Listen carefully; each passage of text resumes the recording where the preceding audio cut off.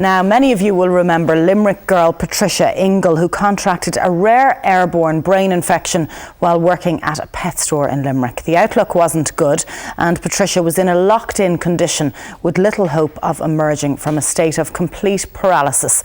Patricia, however, has amazed experts and, against all the odds, is rebuilding her life day by day. I recently caught up with Patricia, but first, let's hear from Patricia's parents, Pat and Annette Ingle, on how their lives changed forever after their daughter fell ill.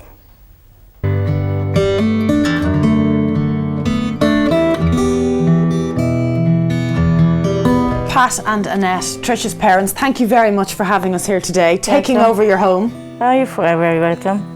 It is a very warm house and a fun house, but I'm guessing you can never have imagined the way Tricia's life and, as a knock-on effect, your lives would work out after her accident 5 years ago. Yeah, it was a lot of effects, you know. Before Tricia got ill, like, we were working away, and, we had a different house, different car, and everything changed. We just want to keep Patricia safe. She's very vulnerable, and I keep saying she's very vulnerable. We have to watch her, mind her, and that gives her a chance to do things that she wants to do herself. Of course, yeah, and she has great confidence, and she's gaining great independence, isn't she? Oh, she is. She's a very funny girl as well. You know, she's a wicked sense of humour, doesn't she? Yeah. We didn't think like that we would have Tricia back fully, because it did say that she may be in a vegetative state. I don't know the story that we say when she was in hospital in Cork, and they had to go around the room for Tricia to see could she identify people. And the stories I was told is that everybody that was around the bed, her sisters, myself, her dad, and aunts and uncles, and they asked her did she know who they were, and she was saying yeah. She just not nodding but blinking the eyes to say yes. Yeah, and come to me and nothing. And they said, do you know who this person is? And she didn't blink at all. I got very upset then because there was no recognition of myself, and I just went out to the waiting room and I was bawling my eyes out, crying. And then Pat came out to me and he said, come back in, she's only messing with you. No. She's just messing with me. And that's how, even as sick as she was, and she was just blinking, that's how we knew then Tricia was going to be fine. Yeah, you knew Tricia was Tricia. Yeah, exactly. Yeah, she was back, and you know, there was a stage we were going to switch off the machine. Yeah. To give our viewers an indication of what a typical day involves, could you take us through it, Pat? Well, each day is different now, but and especially over the last 5 years, the way Tricia's improving, the days are changing. Like, you know, she's come from like being in a coma and locked in to giving speeches out in the UL. So it's fantastic. It's always improving. I would go down to the room at 9 o'clock, and the nurse and the care assistant would have her dressed, and we would help her to come out of the bed. So when she's up and about, then we would bring her to the physio at the clinic, and she does work at the clinic, and then we bring her to the speech centre in Innis, so she does the speech and language.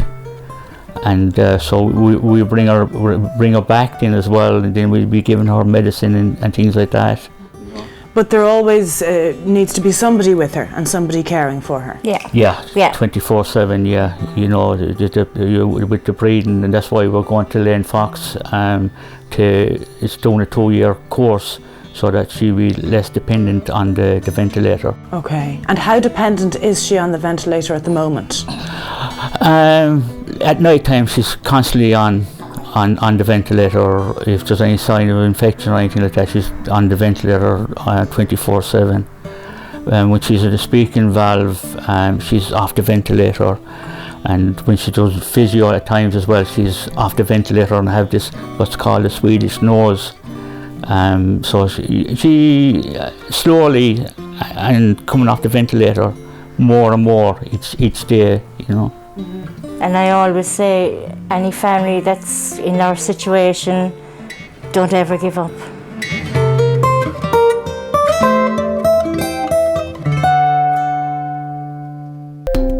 It was 2011 when we first met Patricia Ingle. At the time, she was supported by her two sisters, Ciara and Melissa, along with her solicitor, Susie Elliott, in the Ireland AM studio. So over 2 years on, we paid Patricia a visit at her family home. How are you doing, Trish? I'm doing great. You're doing great. The last time we spoke, Trish, in 2011, just over 2 years ago, you had a ventilator. You had your two sisters, Ciara and Melissa, helping you to have the conversation with me, along with Susie. And you were in a wheelchair. And here you are today without any of those things. It's amazing what physio and fish can do. It really is. So it was shortly after you'd finished school, Trish, that you had a job in Pet Mania. And for anyone who isn't aware of the backstory in this case, you were cleaning out the parrot cages when you contracted a rare brain disease. Okay. Which started out with which symptoms, Trish? Eggs, and then vomiting, Okay. and dizziness. And dizziness. Okay. It quickly escalated from there, didn't it? Yeah. So a month later, and you can correct me here, you were technically voiceless. I was. You suffered irreversible brain damage. Yeah. And I suppose your family heard those dreaded words that the doctors had done all they could. Yeah. But I came back fighting. You came back fighting, there's no doubt about that, Trish. And it had been suggested to your family at the time that they may need to look at a nursing home for the rest of your life, something they weren't happy with at all, understandably. But looking back, I'm glad they were happy. You're glad. Maybe you'll tell us, what was the hardest point for you through all of this? When I was going to sleep and waking up in a place that was not my room or was not my bed. Okay, so is that in hospital? Yeah. Okay. 1069 days Tricia was in hospital. 1069 days. And watching my family leave every evening. It's very difficult, of course. And waking up there, I suppose, without family around as well. Can you maybe give us a typical day, just for viewers at home, so they know what you need to go through? Because to get you sitting here in front of me today, you've gone through quite a lot, haven't you? Yes, you'll be unaware that I would find something very hard that people would do without thinking. What kind of things, Trish? Like walking through the kitchen. I would probably spend 10 minutes, but people walk up and down like it's nothing. Yeah, they don't think about it at all. And it's such a big chore for you. Yeah. You're undergoing a lot of physio as well. Okay, and the purpose of that? To keep me mobile and to keep me going. To keep you going. And your speech therapy as well. Your speech therapist is here today. I never knew I would speak again, so she's helping bring all that back. She's doing a super job, and so are you, because you're pushing, aren't you? Do you feel you're fighting to speak almost? It takes a lot of effort, but I'm trying to get there. Yeah, you're doing a super job. Susie, let me bring you in here, because Patricia and her family, probably testament to how lovely Patricia's family are, they had never even considered any kind of legal action. No, certainly not. What happened with the Ingles on day one was, I think it was about 6 weeks after poor Patricia had become unwell, and her parents were visiting their local solicitor in respect of another matter, and as they were chatting, they were explaining about what happened to Trish and the situation they were in at the time.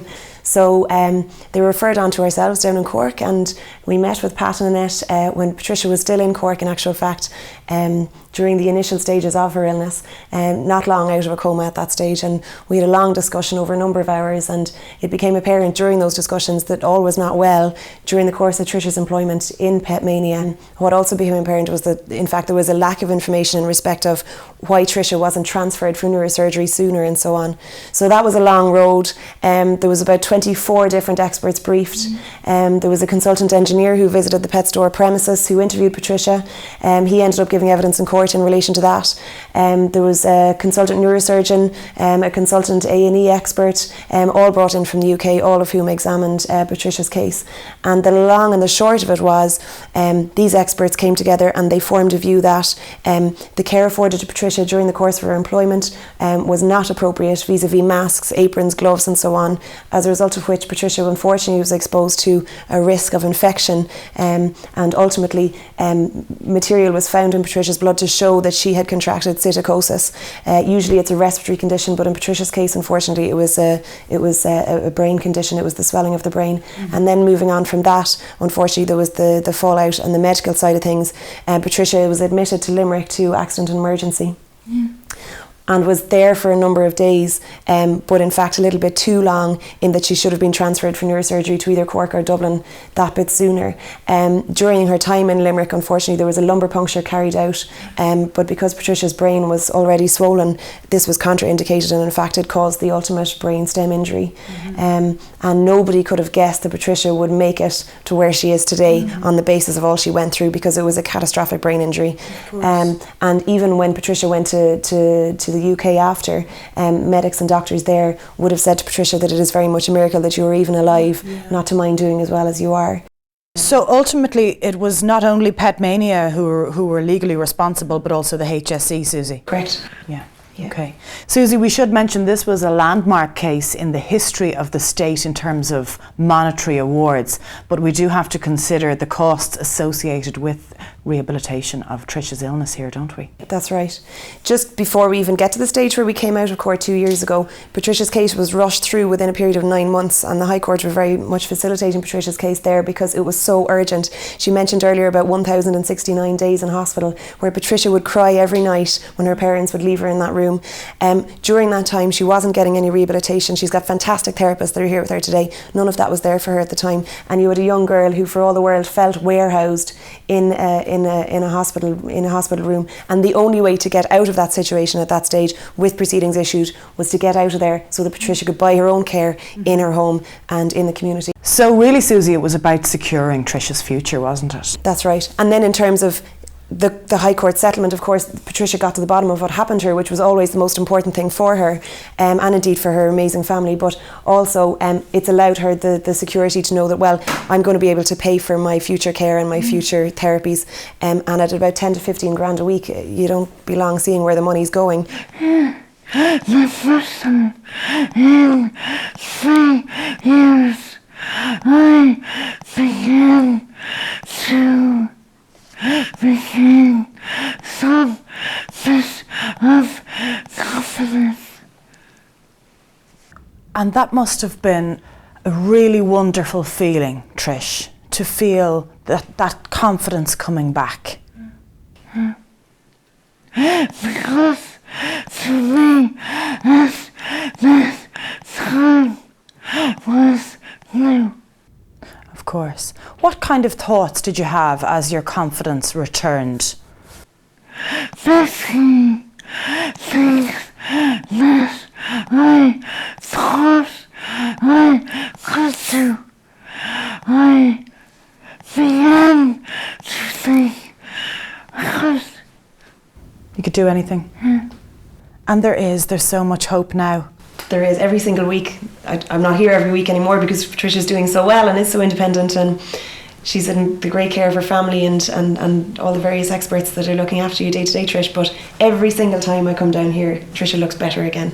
And you know, I'm probably not the first person to notice this, but in terms of a bond between solicitor and client, because that's ultimately what you are, although the relationship is so much more now, it's quite a unique relationship. I mean, you really understand each other, and there's a very close connection between the two of you, isn't there? Yeah, I think so. We've come a long way. Are you pals, Trish? Susie knows me so well. Yeah. And I know a lot about. I'd say you could tell us a thing or two about Susie, could you? You have a lot of plans going forward, Trish. Can we talk about those? You are planning on designing and building your own home. Yes. Will you do that in Limerick? Hopefully. The other thing you're thinking about doing is writing a book. I am practicing what to write every day. I'm looking for a publisher or a ghostwriter.